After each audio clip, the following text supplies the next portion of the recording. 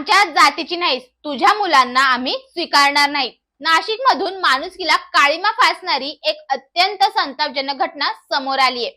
एका मुलीने प्रेमविवाह केला, पण लग्नानंतर सासरच्या महाजन कुटुंबाने फक्त आणि फक्त जातीच्या कारणावरून, हो फक्त आणि फक्त जातीच्या कारणावरून आंतरजातीय लग्न झालं म्हणून आणि मुलगाच हवा या अमानुष मानसिकतेतून या महाजन कुटुंबाने त्या पीडित मुलीला तब्बल 8 वेळा जबरदस्तीने गर्भपात करायला लावला. विचार करा, एका महिलेवर काय लहानसा छळ झाला असेल का हा?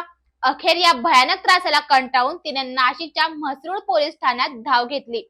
पोलिसांनी पती आणि महाजन कुटुंबांविरुद्ध गुन्हा दाखल केला असून सध्या या प्रकरणाचा कसून तपास सुरू आहे.